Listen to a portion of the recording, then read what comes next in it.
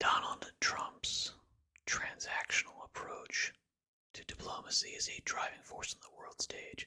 Quick question. Is there another approach to diplomacy that is not transactional? Is there a non quid pro quo approach to diplomacy? Now, I just thought of one. It's called conquering your enemies and demanding you get something for nothing. I think I prefer the transactional one. Yeah, that's interesting. I think I prefer that. Yeah.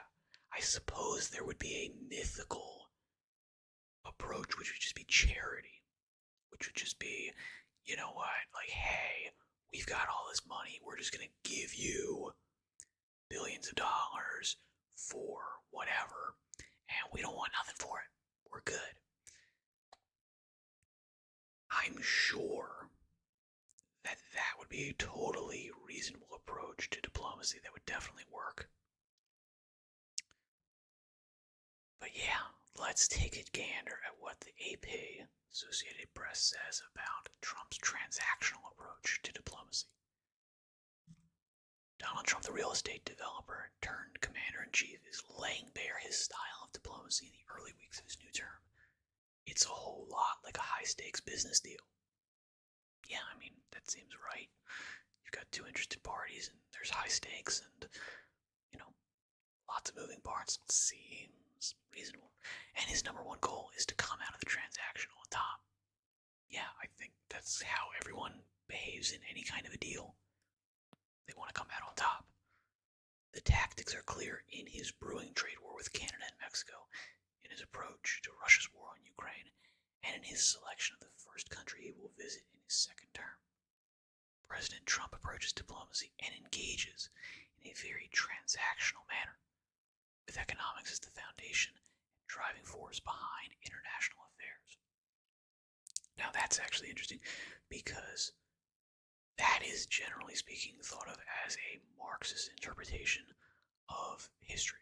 The economics focused view of history is economics is the driving force of all historical history.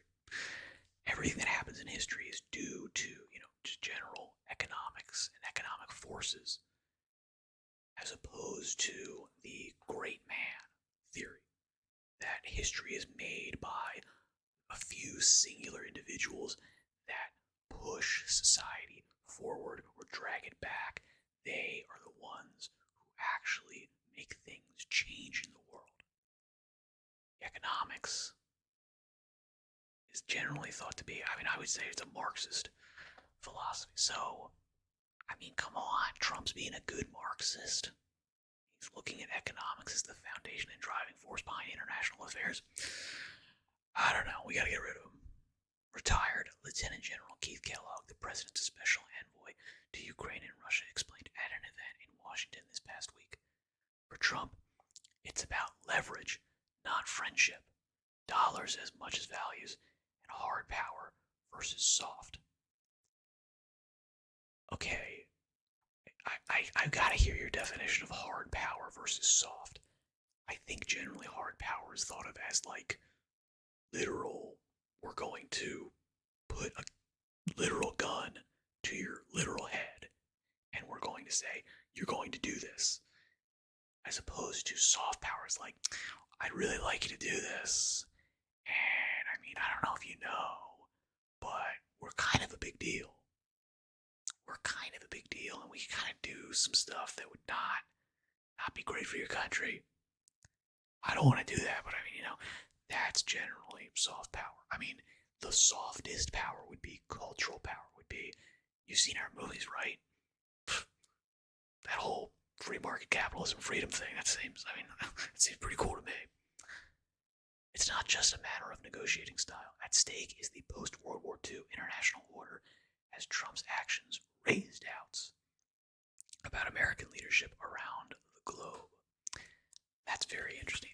A lot has been said about the post-World War II international order. decide that was a good thing. I'm not saying it's not a good thing. I'm just, all of a sudden, I'm hearing that terminology a lot, and it's being invoked in the sense of like, it's a good thing. And then I've definitely heard some people saying it's a bad thing. I don't know when we agreed on this is like the de facto state of the world.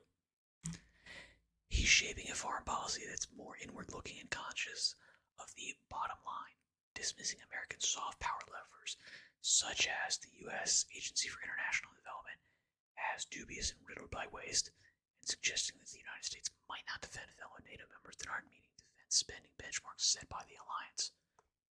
We have a contract with other people. They are not meeting that contract. Why are we beholden to then hold up that contract on our end? If you break a contract with me, it's broken. I don't need to still...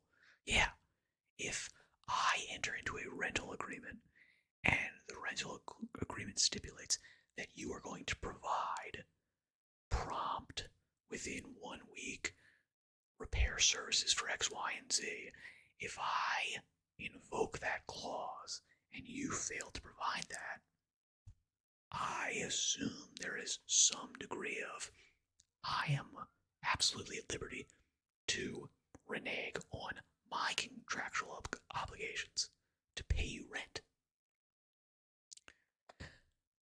Now, the U.S. aid, are we saying that's soft power? Because that probably, yes, is soft power. And I do apologize for my voice. I still have a infection in my gums, so I'm very mucusy and disgusting.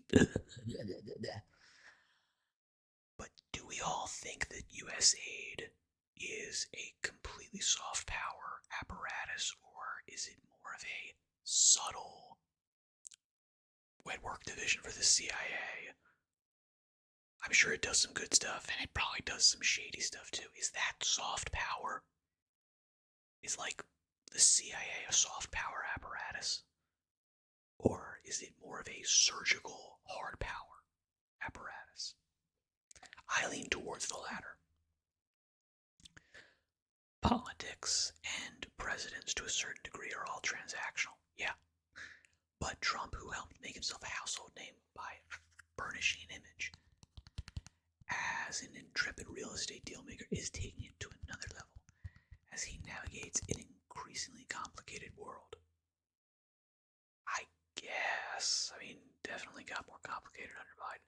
The Republican president in his previous life as a real estate titan saw every deal as one in which there were clear winners and losers. Again, that does seem to be a Marxist interpretation of the world. There's winners and losers. I don't know. You know what? We're totally souring on this guy. He seems like a total communist. In his return to the White House, he is more demonstrably injecting a what's in it for me approach to his dealings with both friend and foe. He's being way more upfront about it, which I suppose some people don't like. They want that to be cloaked in secrecy. The quid pro quo transactional what's in it for me approach is implicit in all of these political dealings. He's just saying it. Yeah, this is what I'm looking for. I'm looking to see what America gets out of this deal. What are we getting out of NATO? Is it enough for what we're providing? I don't know. Maybe we should talk about that. Maybe we should debate that. Maybe it's not a good deal. Maybe we should get out of it. Okay. Money talks. Edward Franz, a University of Indianapolis historian who has studied the American presidency, said Trump's ledger approach might not be the most practical way to conduct diplomacy.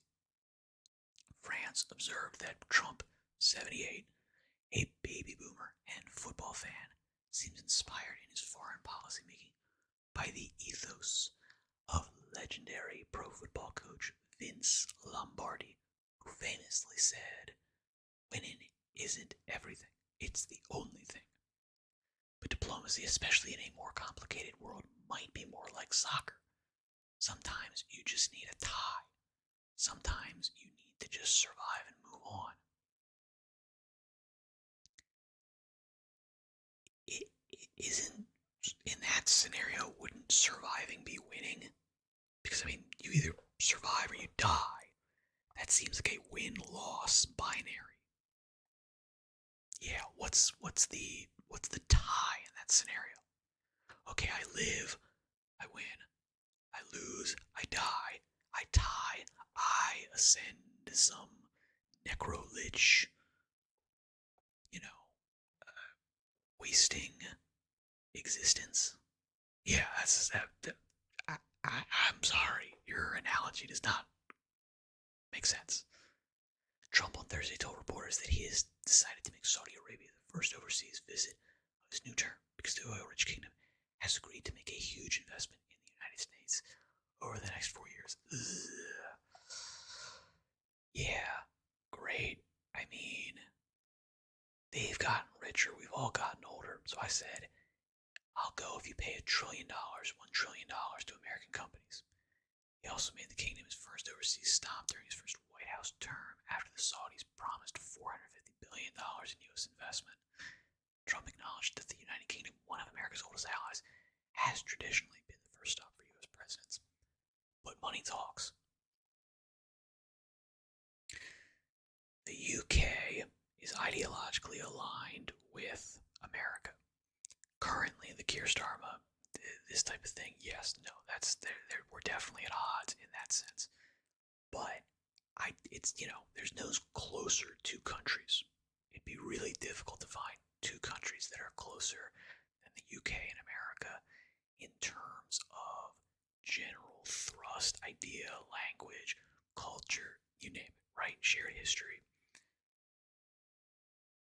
And I do think it makes art of war, keep your friends close, keep your enemies closer, sense to go for someone that you can court and bring closer to you, who is potentially an enemy, who is potentially an ally, and you are getting something out of it. $1 trillion is nothing to scoff at. I don't love the idea of foreign countries having massive influence, in domestic affairs via buying up stuff in American companies. I don't love that.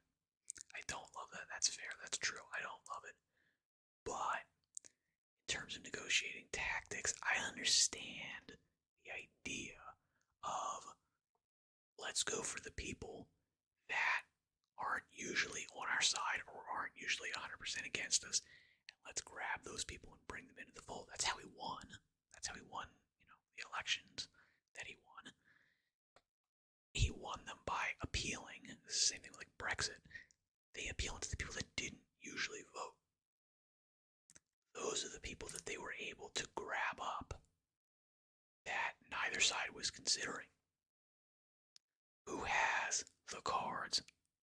Living in infamy, the Uno turns, matters to Trump in his dealings with Ukrainian President Vladimir Zelensky and Russian President Vladimir Putin.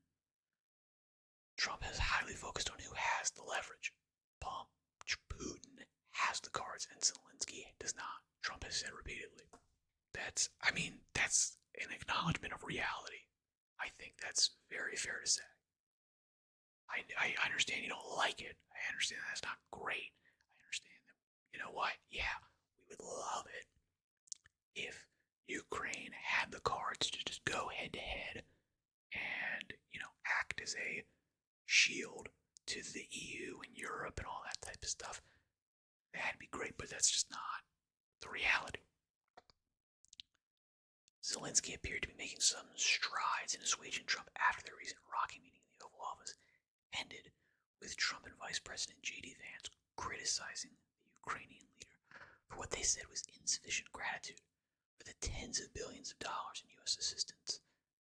I think more than tens. I think it's hundreds. What? We're going to say it's less than 200 billion? I think Trump usually cites like 350 billion. I think the general consensus is somewhere between 2 and 300 billion. But yeah, hundreds of billions of dollars in U.S. assistance provided in the 3 years since Russia invaded. Zelensky said later that how that meeting went down was regrettable. Yeah, you bet it was. He also made clear he was ready to sign off on a Miller's deal with the U.S. even without the explicit American security guarantees sought by the Ukrainians that Trump wants. Then why did you make this big thing? You were trying to, again, be transactional. You were trying to get something for yourself. Hey, what do I get out of this? I want this. I want it. Okay. We can have that debate. We can have that negotiation. But you trying to throw that in their face in front of the media? Nope, not gonna fly. In his Tuesday address before he joined session of Congress, Trump acknowledged Zelensky's fence-mending efforts, which is true. He did. Trump also announced plans to send top advisors to Saudi Arabia this week for talks with Ukrainian officials. That is another scenario here where the Saudi Arabia thing, the Russia-Ukraine peace talks are potentially going to be happening in Saudi Arabia. So it's kind of a, 2-for-1. It could be the first place that he visits because a Russia-Ukraine peace deal is going to be signed in Saudi Arabia, and therefore that's the first country he travels to because he's overseeing, a peace agreement.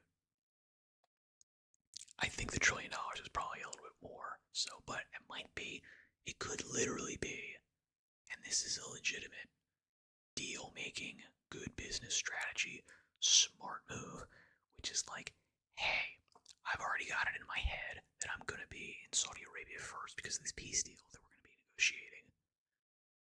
I wonder what I could get to sweeten that deal. I wonder if I could get Saudi Arabia to give us some money. Do you think we could maybe get them to do that? I think we could maybe get them to do that, sir. Let's float it to them. Let's see if they'll get into that. And if that's the case, that's kind of a smart move. But soon Trump was back to criticizing Zelensky, saying he does not have the leverage to keep fighting the war with Russia.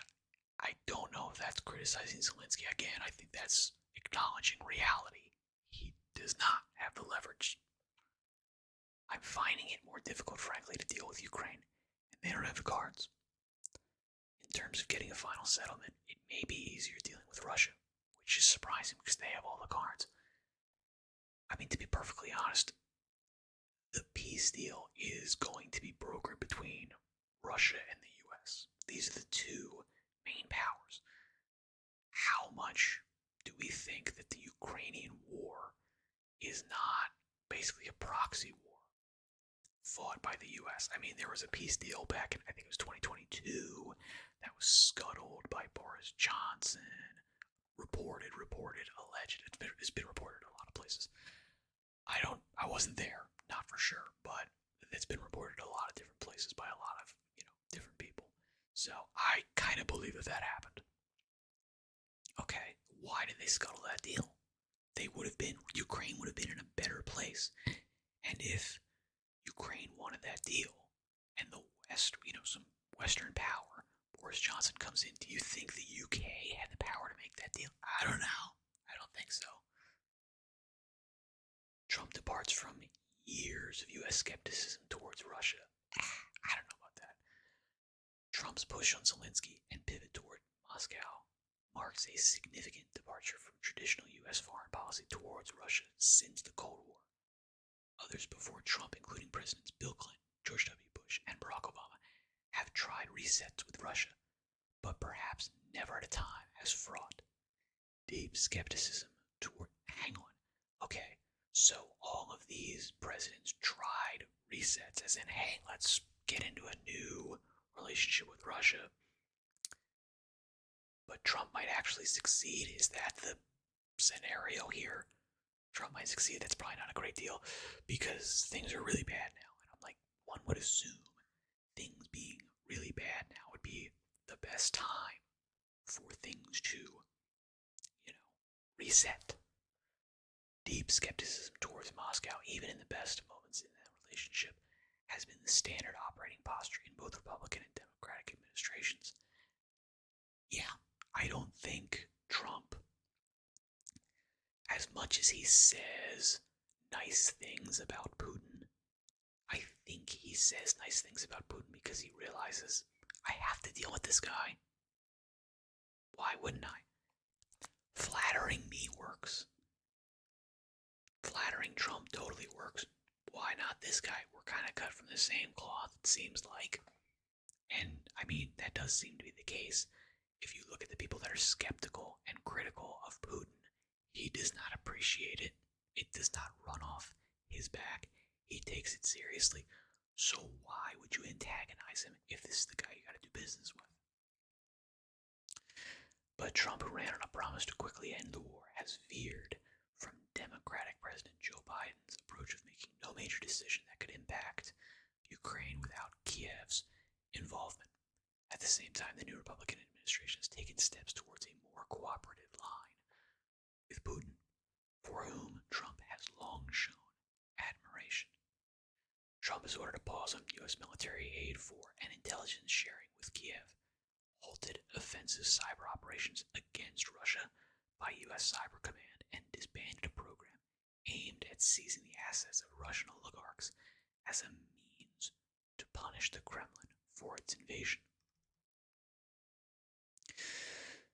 Keeping an eye on the ledger, Kellogg, who also served in Trump's White House, recalled seeing Trump's transactional diplomacy approach early in the first term.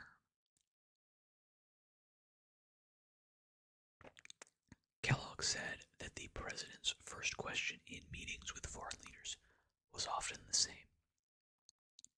As I found the very first time we were in the cabinet room, where a foreign official came in, the comment was, "What is the trade imbalance between our two nations?" Kellogg recalled speaking at the Council on Foreign Relations event. The trade ledger has been top of mind for Trump, as he argues that for too long America has been played by friends and adversaries, including neighbors Canada and Mexico. Trump last week announced 25% tariffs on many imports from Mexico and some imports from Canada amid widespread fears of the economic fallout from a broader trade war. He then postponed most of them. Okay, so it seems like he didn't really care that much. The White House insists the pending tariffs are about stopping the smuggling of fentanyl. Trump has also at times suggested that the tariffs could be resolved by fixing the trade deficit. The president on Friday was back to excoriating Canada, this time complaining about policies he said are hurting American dairy farmers and the lumber industry. He said he will act soon to even the ledger with Canada through reciprocal tariffs. Now, the idea of reciprocal tariffs, I understand that in the sense that a lot of other countries do tariff goods to the U.S. like at a fair bit. And you can kind of look at this as just, again, like kind of evening things out as far as, keeping things fair in terms of like the free market. Canada has been ripping us off for years on lumber and on dairy products, Trump said. Canadian Prime Minister Justin Trudeau, whom Trump has taken to belittling as the governor of America's 51st state, which is funny, said his country will not be backing down from Trump's trade war. Sure, yeah, I mean, not Prime Minister for long. The episode has underscored Trump's willingness to embrace hard power. Again, what is your definition of hard power here? I'm really, because these all seem like diplomatic, political negotiation type things. Hard power, as I generally understand it, is like legitimate hard, as in we're using our military to do this stuff. I mean, again, I'm sure that there's clearly a spectrum, but like, where do you delineate hard power? Is it just like forceful words? Is that hard power? Is like a tariff that we impose through like, we're not really talking about it, we're just like kind of slipping it in under the rug. You barely notice it. It's like, oh yeah, it's 25%. It's 25% tariff, baby. Don't even worry about it. It's no big deal. Come on. It's okay. Shh. Yeah, that's soft power. Hard power is like, yeah, we're gonna 25% tariff you. What are you gonna do about it? To resolve differences, even if it means testing one of the world's most durable and amicable alliances. The center-left Trudeau, center-left. Come on. Trudeau was so flummoxed by Trump's move that he found himself quoting the sharply conservative Wall Street Journal editorial page to make the point that this fight was unnecessary. It's not my habit to agree with the Wall Street Journal, Trudeau said, but Donald, they point out that even though you're a very smart guy, this is a very dumb thing to do. Jeez, Trudeau's such a fan of Trump. Why is he saying he's such a smart guy? I don't know, man. That's crazy. I can't believe Justin Trudeau is the biggest, hugest fan of Trump. I thought they were at odds, but here he is saying nice things about him. He's a very smart guy. Trump said the same thing about Putin. So, therefore, Trudeau and...